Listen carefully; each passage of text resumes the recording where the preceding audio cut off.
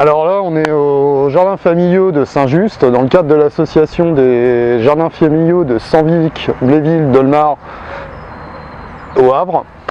Donc c'est un site qui est géré donc par cette association. Et ici, donc, c'est la parcelle pédagogique qui est en train de se mettre en place, justement à des fins pédagogiques. Aujourd'hui, on va parler de la plantation de la pomme de terre. Donc tout le monde connaît les pommes de terre, mais la plantation c'est autre chose. Première chose à faire, c'est une préparation du sol.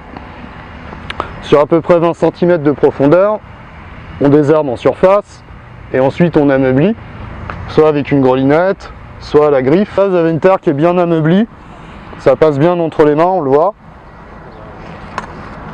Donc il faut espacer les rangs de pommes de terre de 40 cm en tous sens. Donc on démarre, on met une pomme de terre là, la suivante va venir à peu près là.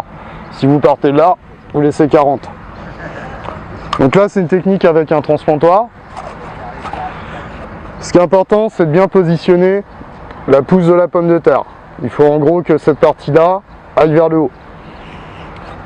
Donc première chose, on prend ce transplantoir à bulbe qui fait l'affaire. Vous pouvez le faire également à la main, ou avec une petite pelle, ou comme vous le sentez quoi. Ça n'a pas une grande importance.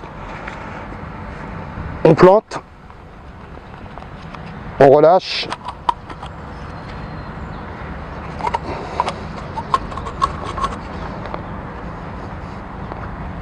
on ameublit un petit peu la terre quand même sur le dessous, de manière à ce que ça puisse bien s'enraciner.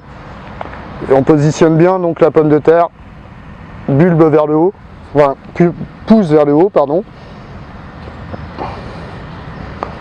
On recouvre sans trop tasser. Et ensuite il faut plomber avec de l'eau. Plomber, c'est arroser beaucoup. On va dire que pour une pomme de terre, vous avez un arrosoir de 12 litres, vous mettez à peu près 2 litres.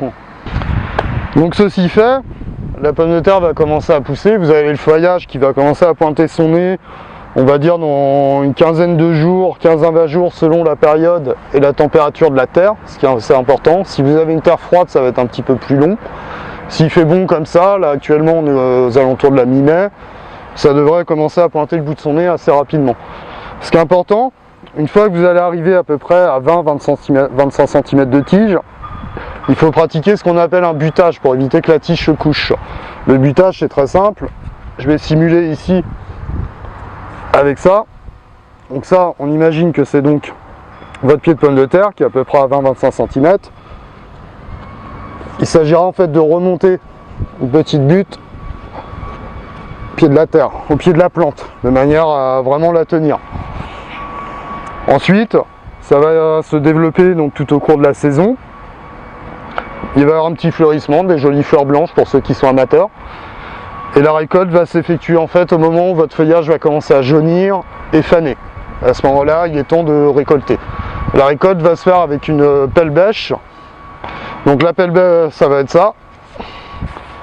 On va faire comme ça. Lever la terre et ensuite vous allez simplement tirer sur la fanne de pomme de terre. Normalement tout va venir avec.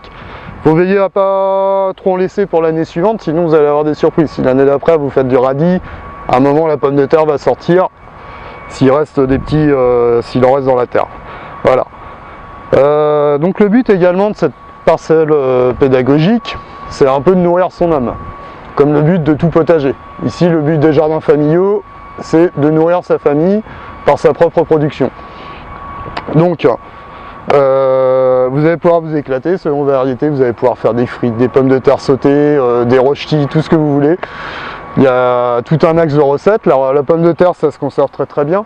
L'idéal, ça va être de la mettre dans des cagettes empilées avec du papier journal et vous stockez ça dans un endroit frais, sec et sans trop d'humidité. Donc l'idéal, ça peut être une cave, une resserre. Après, en se baladant un petit peu sur internet, il y a également d'autres systèmes de conservation des pommes de terre et des autres légumes. On peut également pratiquer un système de butte avec de la paille. Le but, nous, de cette parcelle pédagogique, c'est à la fois expliquer aux gens qui débutent un peu dans la culture potagère la façon de procéder.